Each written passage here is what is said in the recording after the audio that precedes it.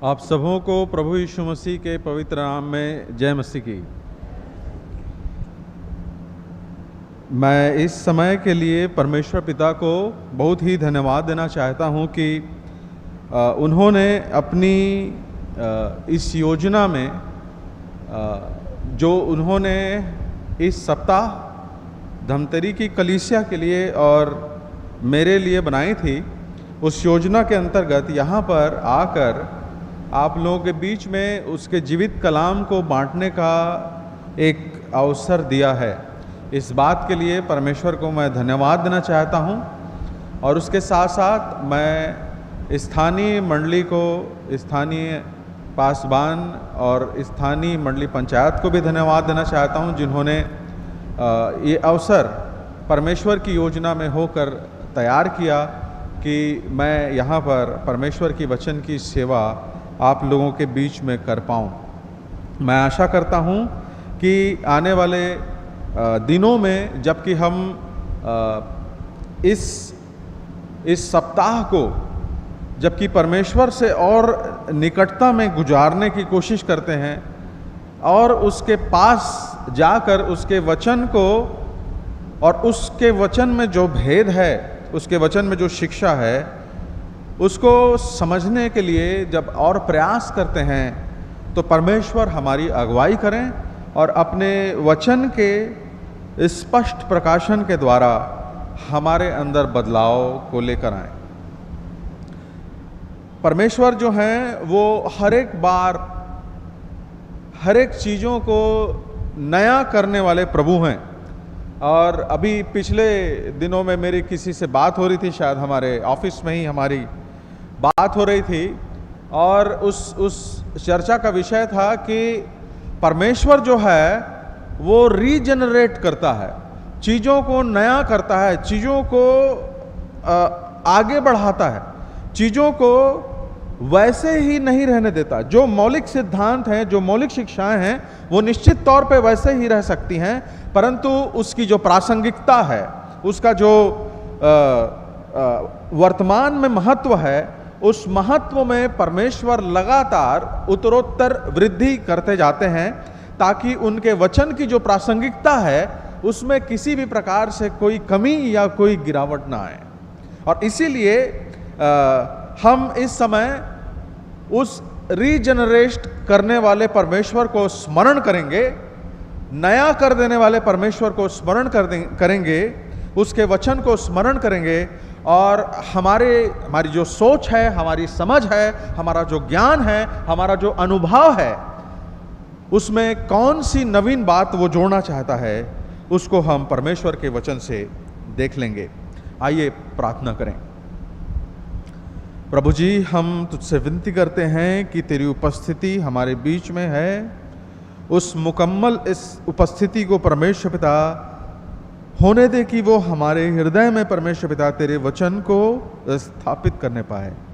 पिता परमेश्वर, जबकि तेरा वचन पूर्ण रीति से तेरा प्रकाशन है और वो तेरी सांस है और वो तेरे द्वारा प्रेरित होकर लिखवाया गया है, परमेश्वर हम विनती करते हैं कि चूंकि ये तेरा वचन है, इसलिए इस वचन के व्याख्या की सामर्थ्य भी प्रभु जी तेरे दास को तेरी ओर से मिलने पाए। तेरी अगुवाई चाहते हैं प्रभु जी मुझ पर और जो कलीसिया बैठी है प्रभु जी, उन पर भी हमारी सहायता करके तेरे वचन को हम ग्रहण करने पाएं। मांगते विनती मसीह यीशु के नाम से, आमीन। प्रियो, अगर हम पारंपरिक रूप से देखें तो जो दुख भोग सप्ताह का जो समय है या उससे जो जुड़ी हुई घटनाएं हैं वो खजूर के रविवार से ही आरंभ हो जाती हैं और एक पर्व का जो संदर्भ है, उस संदर्भ का जो निर्माण होता है, वो संदर्भ यीशु मसीह के यरूशलेम प्रवेश के साथ आरंभ हो जाता है। क्योंकि हमको इस संदर्भ को समझना जरूरी है कि ये जो संदर्भ है जिसमें ये घटनाएं घट रही हैं, इस दौरान की जो घटनाएं घट रही हैं, ये फसह के पर्व का संदर्भ है। यहां तक कि यीशु मसीह का जो आगमन है यहाँ पर, यरूशलेम में और बैतनियाह में, आपको मालूम होगा कि जो हिस्सा पढ़ा गया वो हिस्सा, वो घटना जो घटी है वो बैतनियाह में घटी है। तो यीशु मसीह फसह के पर्व को मनाने के लिए बैतनियाह में पहुंचे थे, यरूशलेम में पहुंचे थे, बैतनियाह में टिके थे। और ये जो फसह का संदर्भ है, इसी संदर्भ में सारी घटनाएं घट रही हैं। तो इस संदर्भ को मैं आप लोगों से रिक्वेस्ट करता हूं कि स्मरण रखिएगा कि जितनी घटनाएं, ये पूरा जो सप्ताह है उसका जो संदर्भ है वो है फसह का पर्व। और इसके पहले कि हम उस फसह के पर्व के ऊपर में विचार करेंगे, उसके पहले हम ये देखेंगे कि आज के दिन की 3 मुख्य घटनाएं कौन कौन सी थीं। देखिए, आज के दिन हम ये देखते हैं कि यरूशलेम में फरीसियों के द्वारा स्थापित सिस्टम को चुनौती देने के बाद फरीसियों ने यीशु मसीह को पकड़कर उसको फंसाकर उसको मार डालने की योजना बनाई। तो फरीसी जो है, दूसरे पद को अगर हम देखेंगे तो यहाँ पर उसको मार डालने के लिए योजना बनाते हैं। उसके बाद हम इसी अध्याय में 6 पद से आगे देखते हैं कि कैसे यीशु मसीह का जो अनॉइंटमेंट है, या यीशु मसीह का जो अभ्यंजन है, या यीशु मसीह का जो अभिषेक है, वो यहाँ पर इस स्त्री के द्वारा होता है। और तीसरी घटना होती है कि यहूदा यीशु मसीह को आज के दिन बेचता है। यद्यपि ये तीनों घटनाएं ऐसी हैं जिन पर हम अलग अलग रूप से फोकस कर सकते हैं, तीनों इंडिपेंडेंट घटनाएं हैं और तीनों से हम कुछ कुछ सीख सकते हैं, वहाँ के उन चरित्रों से भी हम कुछ कुछ सीख सकते हैं। परंतु यहाँ पर इस स्त्री के लिए यीशु मसीह का कहा गया ये कथन कि उसका ये कार्य सुसमाचार का अभिन्न अंग बना रहेगा, इस बात पे हम फोकस करेंगे। दूसरी घटनाएं हैं, पर हम इस बात पे फोकस करेंगे कि यीशु मसीह की गवाही, the very testimony of Jesus Christ about the action of that woman, है ना, कि उसने, यीशु मसीह ने क्यों टेस्टिफाई किया कि इस स्त्री का कार्य सुसमाचार का अभिन्न अंग बना रहेगा। उस समय की बहुतेरी ऐसी घटनाएं हैं, ऐसी चीजें जो हैं वो आज कंटिन्यू नहीं होती। फसह का पर्व जो है वो केवल और केवल यहूदियों तक सीमित है। फसह का पर्व इस्राएल में मनाया जाता है, या यूरोप में और ऑस्ट्रेलिया में जहां पर यहूदियों की आबादी कॉन्सेंट्रेटेड है, वहां पर फसह का पर्व मनाया जाता है, पर हम नहीं मनाते। तो उस समय की बहुत सी चीजें आज कंटिन्यू नहीं हो रही हैं हमारे खास करके मसीहियों के बीच में, मगर ये जो सुसमाचार है, the gospel, the very gospel, ये जो सुसमाचार है वो आज भी हमारे बीच में सतत है।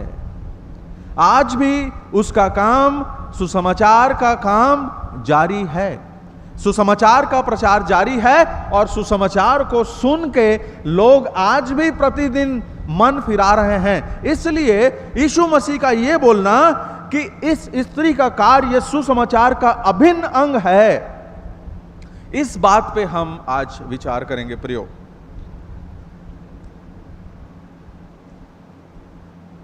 इसके पहले कि हम इस अभिषेक के आशय को समझें, इस अभिषेक के आशय को समझने के पहले इस महिला के चरित्र को और उसकी अवस्था को जानना बहुत जरूरी है। और जैसे कि मैंने बोला कि ये जो घटना घट रही है वो फसह के संदर्भ में घट रही है। आपको मालूम होगा कि फसह का पर्व जो है उसको इंस्टीट्यूट किया गया था ओल्ड टेस्टामेंट में, पुराने नियम में, जब इस्राएल जो है, when Israel was standing at the threshold of liberation, जब इस्राएल जो है वो छुटकारे की चौखट पे खड़ा था, उस समय परमेश्वर ने फसह के पर्व को स्थापित किया। फसह के पर्व को और उसके महत्व को यदि हम डिटेल में समझना चाहते हैं तो आप निर्गमन 12वें अध्याय से आगे उसको देख सकते हैं। पर चूंकि हमारा फोकस एग्जैक्टली वहां पर नहीं है, पर उसके संदर्भ को समझने के लिए हम यहां फोकस कर रहे हैं, तो एक बार फिर से आप इस बात को देखेंगे कि फसह का पर्व जो है वो बेसिकली वो छुटकारे के संदर्भ में मनाया जाने वाला पर्व था। फसह जो है, एक बार फिर से मैं दोहराऊंगा कि फसह का पर्व जो है वो स्थापित किया गया था छुटकारे के स्मरण में, छुड़ाए जाने के स्मरण में। परमेश्वर ने मनुष्य को स्वतंत्र रूप में रचा था और स्वतंत्र रूप में रचकर स्वतंत्र इच्छा उसको प्रदान की कि परमेश्वर ने बोल दिया कि ये वृक्ष है, इसमें से मत खाना, मगर परमेश्वर ने उनकी स्वतंत्र इच्छा को मनुष्य से छीना नहीं, और मनुष्य ने अपनी स्वतंत्र इच्छा में पाप किया था। यदि परमेश्वर मनुष्य को स्वतंत्र इच्छा नहीं देता तो मनुष्य में और पशु में कोई अंतर होता? हमारे घर का कुत्ता है, हम उसको पट्टा लगा के जहां चाहते हैं वहां ले जाते हैं। मुर्गियों को शाम को दरबा खोल दीजिए, मुर्गी अपना टाइम समझ के अंदर चले जाएगी, है ना। They are under control, absolute control. क्यों? क्योंकि उनके पास में स्वतंत्र इच्छा नहीं है। स्वतंत्र इच्छा जो है वो परमेश्वर के पास है, और परमेश्वर ने आपको और मुझको अपने स्वरूप में रचा है। इसलिए परमेश्वर ने मनुष्य को स्वतंत्र बनाया है ताकि हम अपनी स्वतंत्र इच्छा में यह तय करें कि मैं परमेश्वर के पीछे चलूंगा, मैं परमेश्वर के पीछे चलूंगी। हमारा परमेश्वर जो है वो सबड्यू करने वाला और गुलाम बनाने वाला परमेश्वर नहीं है, वो स्वतंत्र करने वाला परमेश्वर है। और यहां पर निर्गमन 12 अध्याय में परमेश्वर ने जब फसह के पर्व को स्थापित किया तो उसको इसलिए स्थापित किया ताकि उसको छुटकारे के स्मरण के रूप में इस्राएली लोग याद रखें। छुटकारा एक बहुत बड़ी थीम है पूरे बाइबल में, और यहां तक कि यीशु मसीह का आगमन भी जो है वो केवल इसीलिए हुआ ताकि मानव जाति का छुटकारा हो सके, मानव जाति का लिबरेशन हो सके गुलामी से, पाप की। 400 वर्ष की गुलामी इस्राएलियों ने मिस्र में, वो 400 वर्ष की गुलामी में पड़े, जिससे परमेश्वर ने उनको छुड़ाया। और इस छुटकारे के द्वारा परमेश्वर ने इब्राहिम से जो वाचा बांधी थी कि तेरा जो कुल है, तेरे जो लोग हैं वो मिस्र में 400 वर्ष की गुलाम रहेंगे, परंतु मैं उनको छुड़ाऊंगा। जिस वाचा को परमेश्वर ने बांधा था उस वाचा को परमेश्वर ने वापस मजबूत किया। परमेश्वर ने इसके साथ साथ अन्य जाति जो राज्य था इजिप्ट, मिस्र, उसके ऊपर में भी परमेश्वर ने अपनी सामर्थ को प्रकट किया और यह बताया कि I am the Lord God almighty. और उसके साथ साथ परमेश्वर ने प्रतिज्ञा के देश में प्रवेश करने का मार्ग खोला और यहूदियों को अपनी प्रजा के रूप में आइडेंटिटी प्रदान की, यहूदियों को अपनी प्रजा के रूप में आइडेंटिटी प्रदान की। यह है फसह के पर्व का संदर्भ। और मैं उसके फसह के पर्व को और फसह के मेमने को कैसे ग्रहण किया जाता था उसके डिटेल में मैं नहीं जाऊंगा, क्योंकि मैं आशा करता हूं कि हम सारे लोग जानते हैं कि फसह के मेमने को किस तरीके से खाने का इंस्ट्रक्शन परमेश्वर ने दिया था। तो यह है फसह का पर्व, जिसको मनाने के लिए यरूशलेम में सारे लोग, यहां तक कि यीशु मसीह भी एकत्रित हुए हैं। ये यहूदी स्त्री है, ये जो स्त्री है जिसने यीशु मसीह के सिर पर बहुमूल्य इत्र उंडेला था, ये एक यहूदी स्त्री है। मगर इसके बावजूद कि वो एक यहूदी स्त्री है और फसह के पर्व के छुटकारे के महत्व को जानती थी, फिर भी ये स्त्री पापमय जीवन जी रही थी। She knew that the feast of Passover and the historical festival of Passover is all about liberation, but she herself was under the bondage of sin. ये बेटी, यहूदी बेटी जिसके पास में एक इतिहास है छुटकारे का। परमेश्वर ने उनको गुलामी से छुड़ाया, मूर्ति पूजा से छुड़ाया, परमेश्वर ने उनको विभिन्न प्रकार के दुखों से निकाला। मगर ये यहूदी स्त्री सब कुछ जानती थी कि फसह का पर्व जो छुटकारे का पर्व है, फसह का पर्व जो है वो नवीनता का पर्व है, फसह का पर्व जो है वो स्थापना का पर्व है, वो सब कुछ जानती थी। मगर ये स्त्री फिर भी पतित जीवन जी रही थी। प्रियो, आज हमको इस बात को अपने बीच में विचार करना है कि क्या ये जानने के बावजूद कि यीशु मसीह ने अपना खून हमारे लिए ऑलरेडी बहा दिया है, उसने हमारे लिए अपने प्राण को देकर हमें छुड़ाया है, अपने प्राण को देकर हमारी छुड़ौती दी है ना? क्या हम अपने पूर्वजों के उद्धार को, अपने पूर्वजों के छुटकारे को, क्या हम उसी प्रकार से बरकरार रखते हैं? ये स्त्री नहीं रख पाई। और आज हम मसीह समुदाय के बीच में भी देखते हैं। मैं जांजगीर का रहने वाला हूं, मेरा मूल निवास जांजगीर है, और मैं अपने लोगों को खूब उलाहना देता हूं कुछ बातों के लिए। इस बात के लिए मैं उनको जरूर उलाहना देता हूं कि आप लोगों ने मिशनरियों से जमीन ले ली मिशन कंपाउंड में, ठीक है? आप लोगों ने मिशनरियों से ट्रेनिंग ले ली। क्यों? क्योंकि नर्सिंग ट्रेनिंग और टीचर्स ट्रेनिंग और जो दूसरे वोकेशनल ट्रेनिंग थी, आपने सब कुछ मिशनरियों से साहब ले लिया, मगर उनके दर्शन को नहीं लिया, उनके दर्शन को छोड़ दिया आपने। जो सुसमाचार प्रचार का दर्शन है वो कहां है आज हमारे बीच में? हमारे पास में मिशनरियों की दी हुई शिक्षा है। हमको मौका मिला, हमारा सौभाग्य था, हमने उसका इस्तेमाल किया। आज उस शिक्षा के कारण हमारा जो जीवन है आर्थिक रूप से उसमें समृद्धि आई है। But where is the vision of the preaching of the word of God? क्या आज की कलीसिया, क्या हम लोग, हमारी कलीसियाएं, या हम एक इंडिविजुअल, एक परिवार के रूप में, एक कलीसिया के रूप में, क्या हम उस दर्शन को अभी तक थामे हुए हैं या मिशनरियों से केवल फायदा लेके बढ़ गए हैं? प्रियो, हमारे पास एक इतिहास है छुटकारे का। आज दोपहर में मैं हमारे परिवार ने, बंशी परिवार ने मुझको खाने पे आमंत्रित किया था, और मैंने भैया जी से जानबूझकर पूछा ये सवाल कि हम जितने लोग यहाँ पर हैं, मैं भी मेनोनाइट का हूँ, आप लोग भी मेनोनाइट के हैं, और किसी पीढ़ी में, 2 पीढ़ी पहले, 3 पीढ़ी पहले कोई ना कोई जो है वो यीशु मसीह में आया होगा आपके परिवार से। तो आपके पूर्वज लोग कैसे आए थे? तो उन्होंने बताया कि हमारे जो पूर्वज थे वो जब मिशनरियों के संपर्क में आए तो उन्होंने प्रभु यीशु मसीह को ग्रहण किया, और वो सुसमाचार प्रचार करने के लिए जाया करते थे।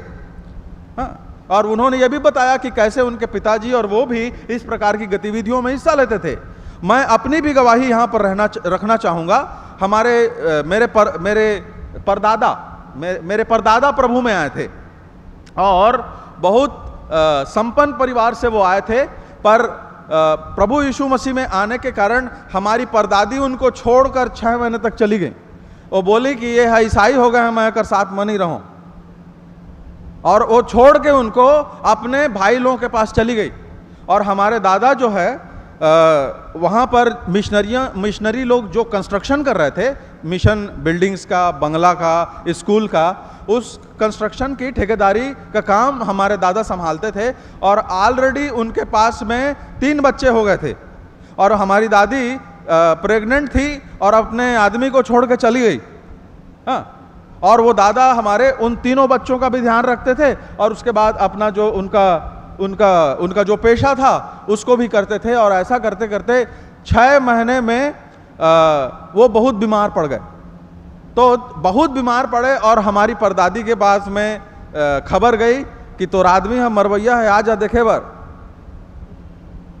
तो वो हमारी दादी बोली कि ये भाई कौन से परमेश्वर को पा गया है कि मरने के लिए तैयार है और मेरे को याद नहीं कर रहा है।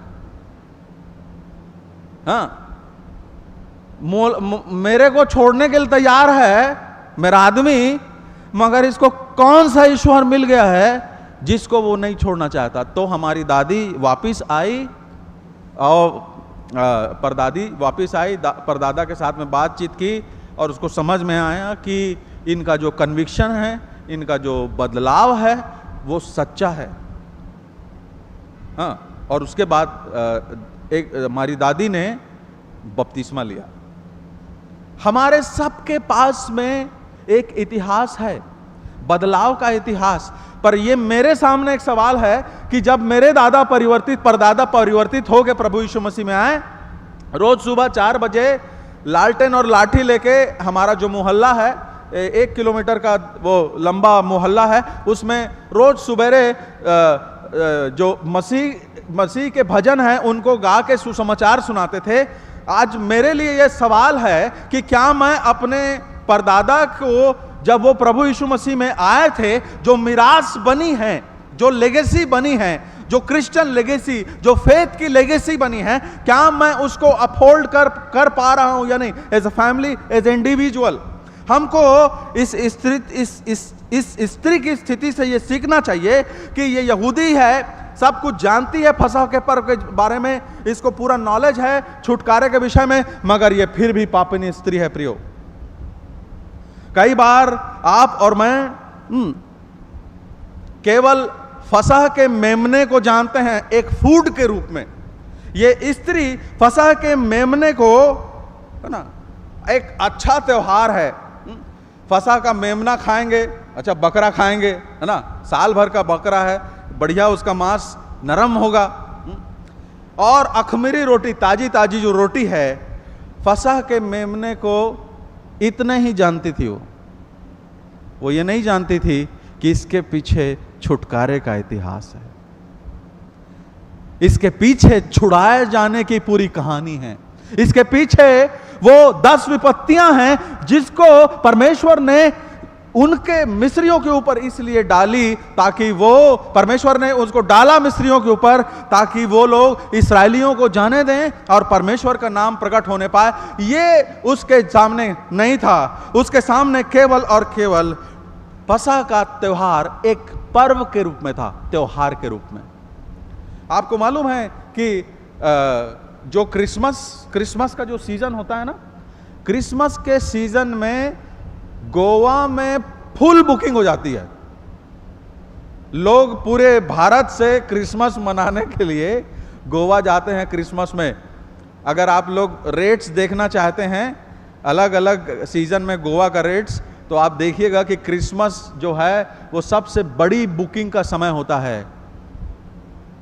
और वहां पर केवल क्या है, शराब, खाना पीना और मौज मस्ती है। ये लोग क्रिसमस को एक फेस्टिवल के रूप में देखते हैं। प्रियो, जब तक आप और मैं प्रभु यीशु मसीह को वास्तविक रूप से नहीं समझ पाए, ये स्त्री जो है इस बात को हमें सिखाती है कि हम यीशु मसीह के पास होकर, उसको जानकर भी उसको हो सकता है कि ना पहचान पाए हों। अभी भी हमारे जीवन में यीशु मसीह के एक साथ में एक वास्तविक मुलाकात, व्यक्तिगत मुलाकात, पर्सनल जो यीशु मसीह के साथ में व्यक्तिगत साक्षात्कार जो होता है, उसको होना जरूरी है। प्रियो, हमको इस बात को समझना बहुत जरूरी है कि केवल पर्वों का ज्ञान, परंपराओं का ज्ञान एक अच्छे चरित्र के निर्माण की गारंटी नहीं है। यह स्त्री पापिनी स्त्री थी, यहूदी होने के बावजूद। प्रियो, और हमको इस स्त्री के जीवन से समझना है कि हम कभी भी प्रभु यीशु मसीह को उसी रूप में समझें जिस रूप में उसने अपने आप को प्रकट किया। दूसरी बात हम यहां पर यह देखते हैं कि ये जो स्त्री है, ये जो बेटी है, यहूदिनी बेटी, वो अपने जीवन की परिस्थितियों को पहचानती है। वो जानती है कि मेरा जो जीवन है वो पाप में धंसा हुआ है। और यही एग्जैक्टली यही घटना सामरी स्त्री के साथ भी हुई थी। जब यीशु मसीह से उसकी मुलाकात हुई तो उसको एहसास हुआ कि मैं तो गलत कामों में लगी हुई हूं, मैं तो पाप करने में लगी हुई हूं। और पतरस भी जब पतरस को यीशु मसीह ने जाल डालने के लिए बोला और पतरस ने जाल डालकर ढेर मछलियां पकड़ ली, तो उसके बाद उसने कन्फेस किया और क्या बोला कि मैं पापी मनुष्य, मुझसे दूर चला जा क्योंकि मैं पापी मनुष्य हूं। परंतु आज के लोग, आज के समय में लोग अपने पापों को लेकर बहुत निश्चिंत हो गए हैं। उनको लगता है कि जो चल रहा है, जैसा चल रहा है वैसे ही चलने दो, कोई समस्या नहीं है, कोई तकलीफ नहीं है। हम अपने पाप का जो जीवन है हम कंटिन्यू करेंगे। इन चरित्रों से हमको शिक्षा लेनी चाहिए कि हो सकता है कि हमारे जीवन में भी कोई पाप हो, हमारे जीवन में भी कोई चुनौती हो, हमारे जीवन में भी कोई ऐसा क्षेत्र हो जिसमें हम विजय प्राप्त नहीं कर पा रहे हैं। मगर चाहे वो इस यहूदी स्त्री की बात हो जो पापिनी थी, चाहे वो सामरी स्त्री की बात हो जो वो भी पापिनी थी, और चाहे पतरस की बात हो जो भी स्वीकार करता है कि वो पापी था, इन सारे लोगों को हमने बदलते हुए देखा। सामरी स्त्री को हमने बदलते हुए देखा। एक पापनी और शर्म से भरी हुई स्त्री के रूप में उसकी पहचान थी, जो यीशु मसीह से मिलने के बाद प्रियो बदल गई। पतरस जब यीशु मसीह के पास आया तो पतरस भी बदल गया। ये स्त्री, प्रभु यीशु मसीह ने उसको इस बात का आश्वासन दिया था कि यदि वो मसीह को जान जाएगी, यीशु को जान जाएगी कि वो वही मसीह है, तो उसके पाप क्षमा हो जाएंगे। ये सारे लोग पापी थे और बदले। हम में से कोई भी व्यक्ति ये ना समझे कि मैं अपनी किसी विशेष चुनौती से छूट नहीं सकता या छूट नहीं सकती। हम में से कोई भी ये ना सोचे कि इस पाप से मैं बाहर नहीं निकल सकती या मैं इस पाप से बाहर नहीं निकल सकता। प्रियो, जरूरी यह है कि यीशु मसीह के साथ इनकाउंटर होना जरूरी है, यीशु मसीह से मुलाकात होना जरूरी है। और फिर से मैं बोल रहा हूं, हम सब जानते हैं यीशु मसीह को। ये स्त्री भी जानती थी कि फसह का पर्व जो छुटकारे का पर्व था, फिर भी वो पाप में पड़ी थी। हम सब जानते हैं कि प्रभु यीशु मसीह हमको छुड़ाने के लिए आया था। हम मसीही लोग हैं, हमारे परिवार में छुटकारे का एक इतिहास है, फिर भी हम वही दिशा पकड़ते हैं जो दिशा हमको परमेश्वर से दूर लेकर जाती है, पर वहां से वापस आना संभव है। प्रियो, यदि आपको लगता है कि कोई समस्या है, कोई चुनौती है जो हम जिसके ऊपर विजय नहीं पा सक रहे हैं, तो यीशु मसीह के हम पास आए, वो हमको उबारेंगे। आपने कितने लोगों को बदलते हुए देखा होगा अपने लाइफ टाइम में। मैं बहुत जगह पर यात्राएं करता हूं और सेवा करने के लिए जाता हूं, और मुझको बहुत सी गवाहियां सुनने के लिए मिलती हैं। और एक बार मैं सेवा के लिए बालाघाट गया था, तो बालाघाट में मीटिंग, जब मैंने सेशन ले लिया तो कुछ सेवक लोग मुझसे मिलने के लिए आए, और मिलने के लिए एक व्यक्ति आया। उसने बहुत विनम्रता के साथ में, आदर के साथ में और बहुत ही अलग तरीके से मुझसे बातचीत की। और वो जब मुझसे बातचीत करके चला गया तो मैंने पास्टर जी से पूछा, पास्टर जी ये भाई कौन हैं? बड़े विनम्र हैं, बहुत ही भले सेवक प्रभु के लगे। तो उन्होंने मेरे को बताया कि ये मर्डर के आरोप में 10 साल जेल में रह के आए हैं। उसके बाद प्रभु को पाने के बाद इनका जीवन ऐसे हो गया है, पूरा बदल गया है। ये बहुत गुस्सैल आदमी थे, बहुत क्रोधी स्वभाव के आदमी थे, अब प्रभु की सेवा करने लगे हैं। इनकी अपनी कलीसिया है।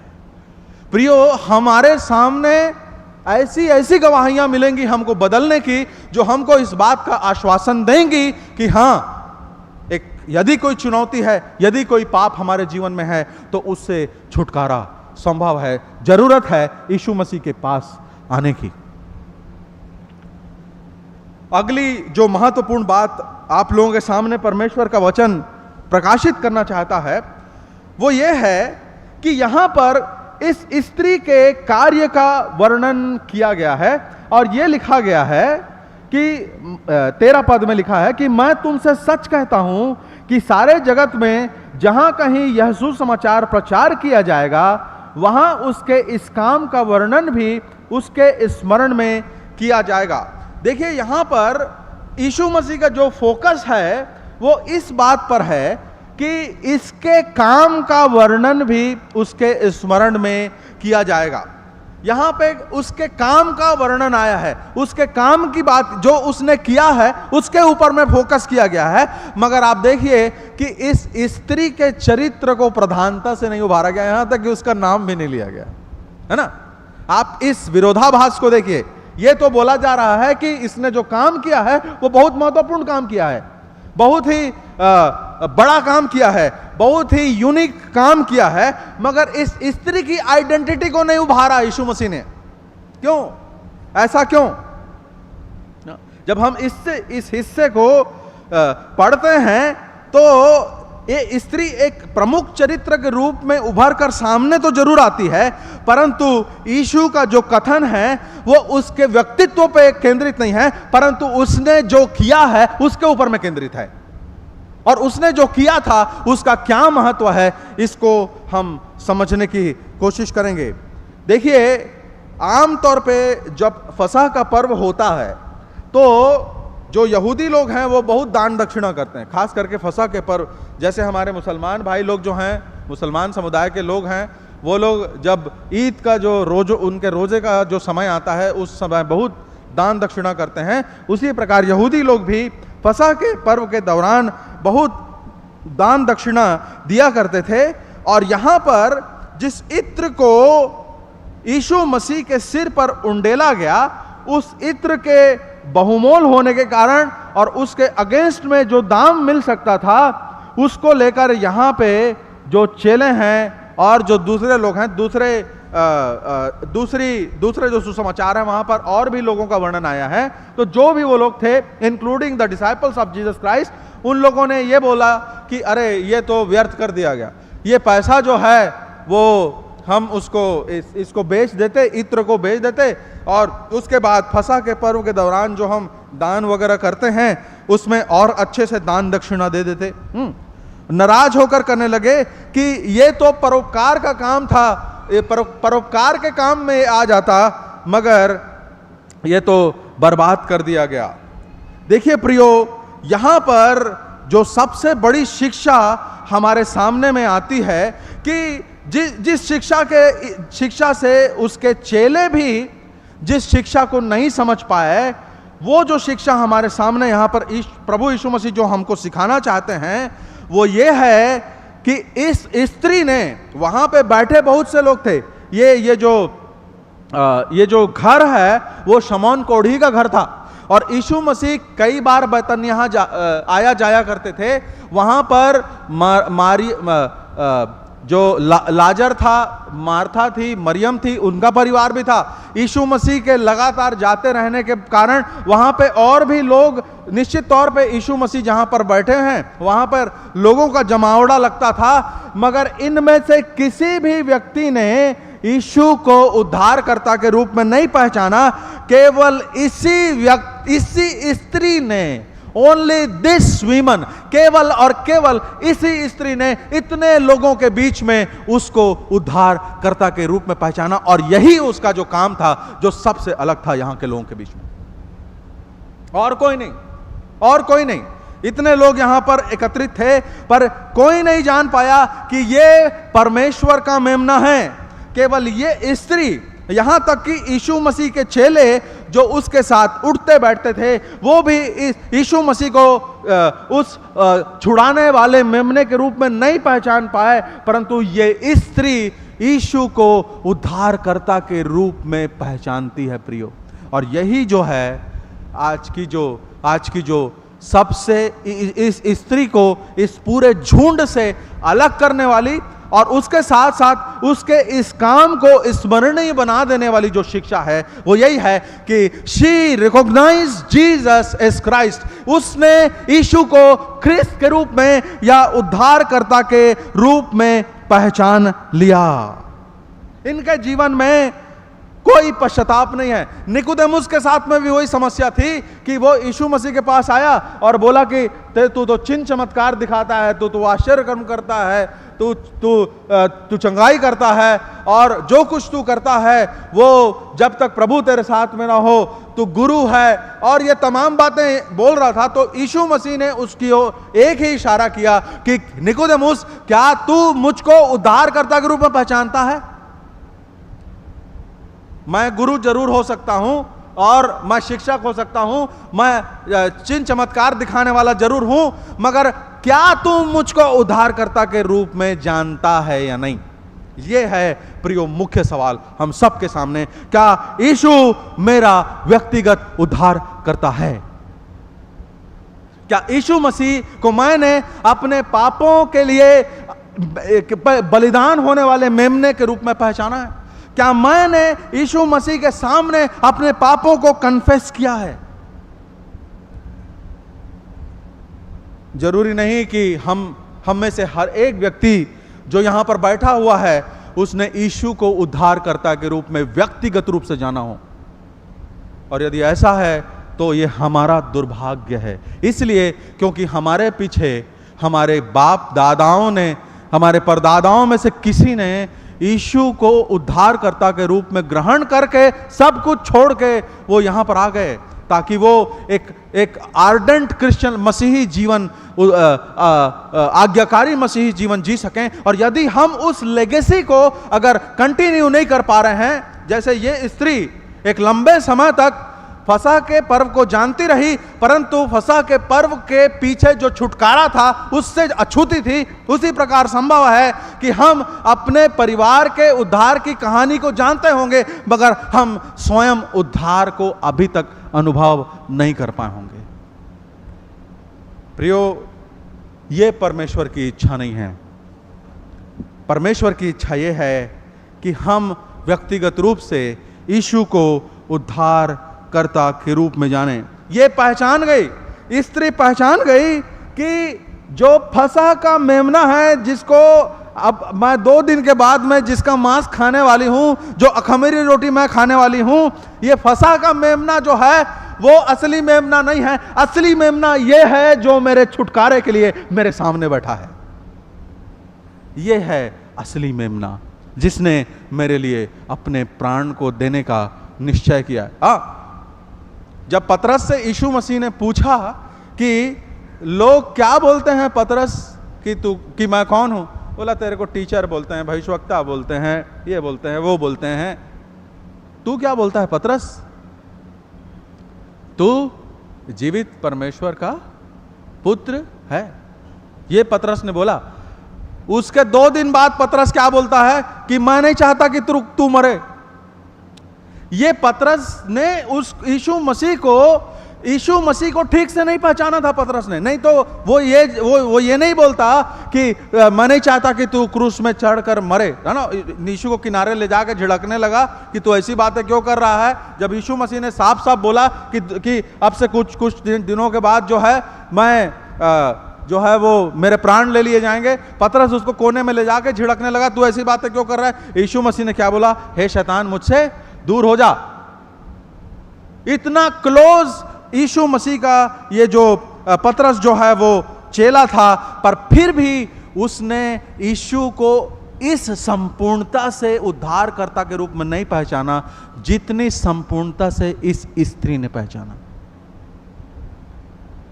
वो जान गई कि ये जो फसह का परिवार का पर्व जो मैं इतने वर्षों से मनाते आ रही हूं, उसके पीछे जो छुटकारा देने वाला मेमना है, मेरा मसीह जो है, वो यहां पर बैठा है।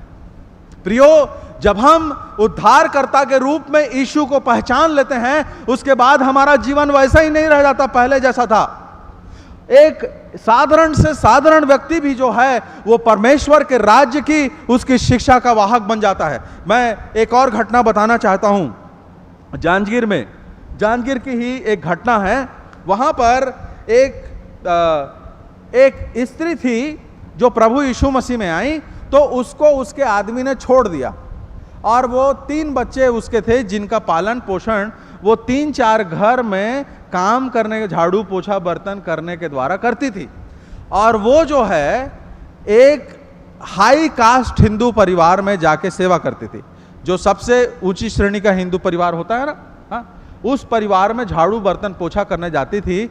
और उस परिवार की बहू जो है वो 8 साल से बांझ थी, उसके बच्चे नहीं थे बहू के, ऊंची जाति का परिवार। और ये जो स्त्री है झाड़ू लगाते लगाते हैं या बर्तन साफ करते करते अपने भी जीवन के बारे में बताती थी, तो जब ये बताए उसको कि मोर बहुरिया के बने दिन लड़का नहीं होए है, बने साल हो गए है, ऐसे करके ये झाड़ू पोंछा करने वाली स्त्री ने उसकी बहू के लिए प्रार्थना की और 8 साल के बाद परमेश्वर ने उस परिवार को, उस ब्राह्मण परिवार में 8 साल के बाद बच्चा दिया।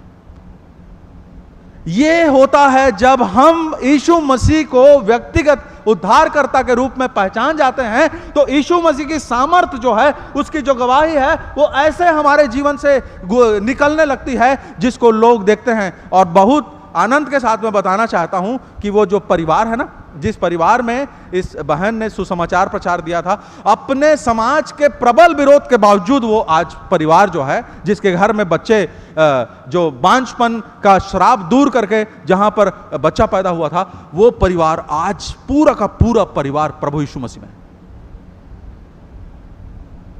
प्रियो, हम क्यों अपने आप को ऐसी गवाहियों से दूर रखें? क्यों हमारे लिए फसह का पर्व एक पर्व के समान हो? क्यों हम प्रभु के बड़े काम के गवाह बनने से पीछे रह जाएं? इस स्त्री ने यीशु मसीह को अपने उद्धारकर्ता के रूप में पहचाना और यीशु मसीह ने भी बोला कि तेरा विश्वास मुकम्मल है। और यीशु मसीह ने यह बोला, उसने मेरी देह पर यह जो इत्र उंडेला है वो मेरे गाड़े जाने के लिए किया है। पतरस बोला मत मर, यीशु मसीह ने बोला कि नहीं, मुझको मरना जरूरी है। और इस स्त्री ने इस सच्चाई को पहचान लिया कि मेरा मेमना, मेरा उद्धारकर्ता और मेरे लिए प्राण देने वाला मेरा प्रभु यही है। और इसीलिए आज हम उस स्त्री को याद करते हैं प्रियो, क्योंकि इस स्त्री ने जो सुसमाचार का अभिन्न अंग है, अर्थात यीशु की मृत्यु और यीशु का पुनरुत्थान, इसकी घोषणा, इसकी प्रोफेटिक घोषणा इस बहन ने, इस स्त्री ने इस इत्र के उंडेले जाने के द्वारा की। और इसीलिए आज प्रियो हम इसको स्मरण करते हैं। और आज भी जो सुसमाचार है वो फैलता जा रहा है, उसका काम होता जा रहा है।